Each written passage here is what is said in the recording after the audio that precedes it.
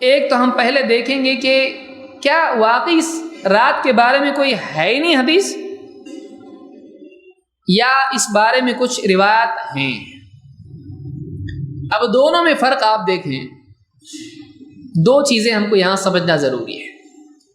ایک تو یہ کہ اس رات کی فضیلت ہے یا نہیں، دو اس رات میں عمل کرنا ہے یا نہیں۔ دونوں ایک ہی ہیں کیا الگ ہیں؟ ایک ہی ہے نا؟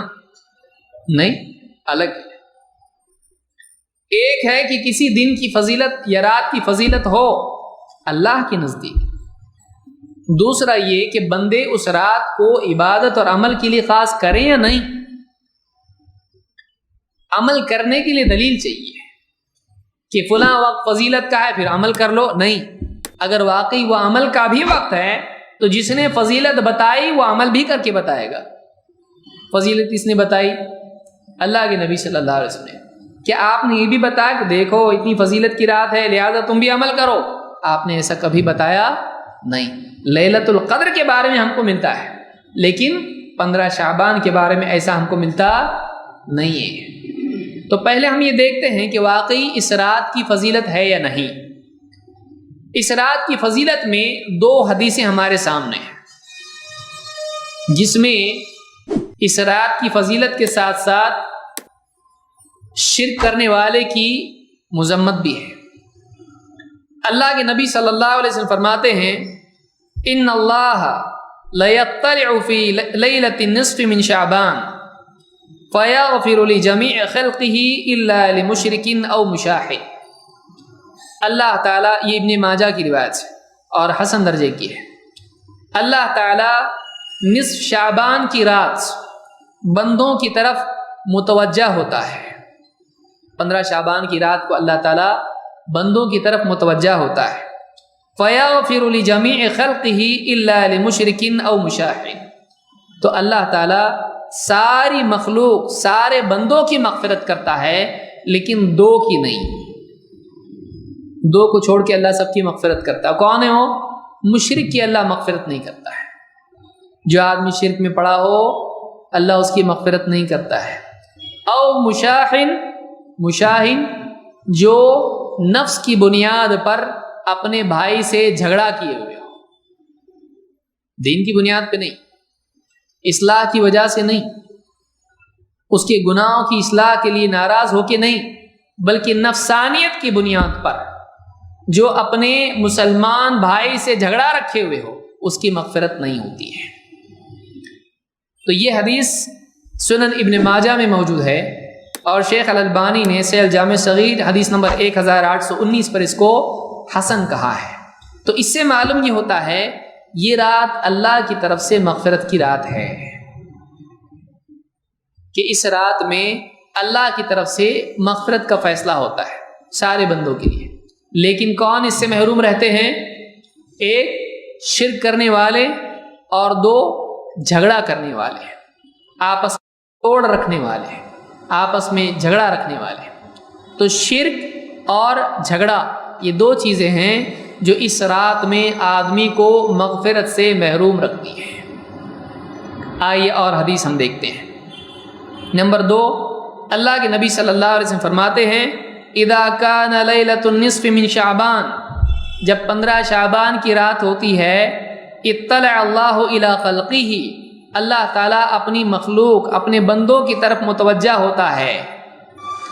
فیغفر للمؤمنین ویملی للکافرین، اللہ تعالیٰ ایمان والوں کی مغفرت کرتا ہے اور کافروں کو ڈھیل دیتا ہے۔ ٹھیک ہے، ابھی نہیں اور توبہ کرو تو پھر مغفرت کریں گے، ابھی نہیں، ان کو موقع دیتا ہے کہ ان کو ڈھیل دی جاتی ہے، ٹھیک ہے تم کو موقع دیا جا رہا ہے، توبہ کرو گے تو مغفرت ہوگی۔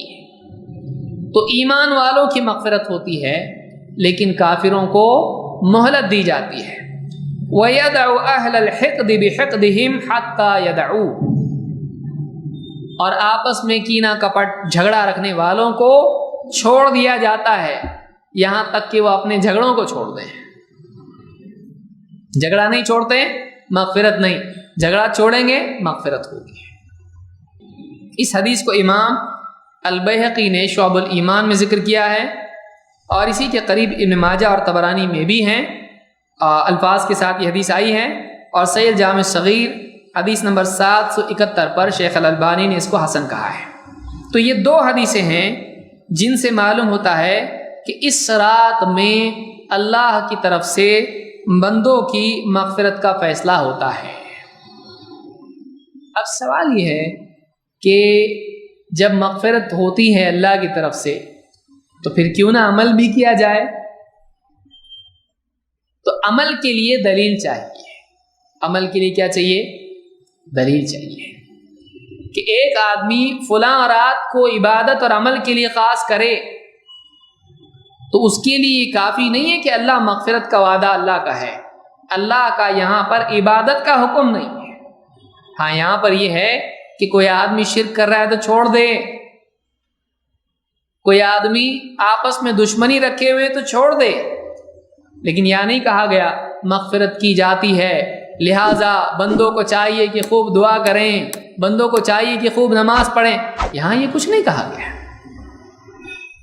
تو کسی وقت کی فضیلت اس وقت میں عمل کرنے کی دلیل نہیں ہوتی ہے، اس کو یاد رکھیے۔ آج جنگ بدر کا دن ہے،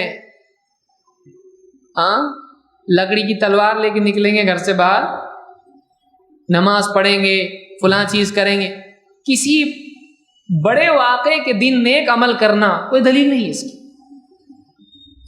منع ہے کیا؟ ہاں منع ہے۔ کون بتایا منع ہے؟ ہمارے نبی کو زیادہ سمجھتا ہے کہ تجھ کو زیادہ سمجھتا ہے، صحابہ کو زیادہ سمجھتا ہے کہ تجھ کو زیادہ سمجھتا ہے یہ دین عمل کا ہے کہ نہیں۔ جب انہوں نے اس عمل کو، اس دن کو عمل کے لیے خاص نہیں کیا، تو کون ہوتا ہے کرنے والا؟ اپنی طرف سے اس فضیلت کے دن میں عمل کر رہا ہے، تو کون ہے؟ اگر واقعی اس دن عمل ہوتا، واقعی اس رات عمل ہوتا تو سب سے پہلے کون کرتا؟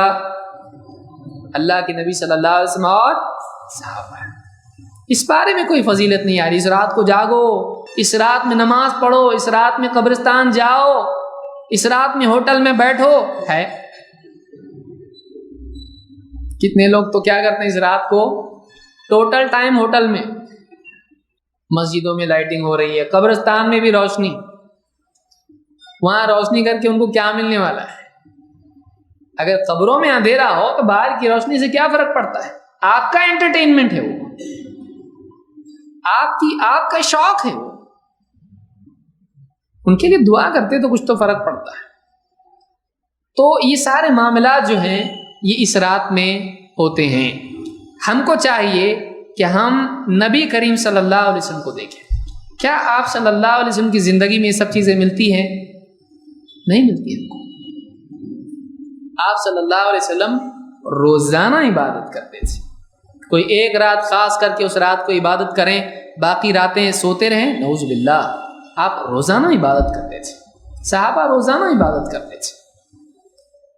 سال میں ایک رات جاگ کے ہم اللہ کے ہاں، اللہ میں نے بہت بڑا احسان کیا دین کے اوپر، باقی دنوں میں فرض غائب ہے، فجر نہیں، ظہر نہیں، عصر نہیں، مغرب نہیں، عشاء نہیں، ہاں جمعہ ہے نا، تو ایک سرا پکڑا ہوا ہے اسلام کا، جمعہ کو جمعہ آتا میں، فلاں وقت میں فلاں وقت میں فلاں وقت میں عمل کرنے کو ہم نے دین سمجھ لیا ہے۔ دین دائمی ہے، وَلَا تَمُوتُنَّ إِلَّا وَأَنْتُمْ مُسْلِمُونَ۔ اللہ نے کہا تم کو موت آئے تو اسلام کی حالت میں آنا چاہیے، یعنی کبھی بھی موت آئے تو تم مسلمان رہنا چاہیے۔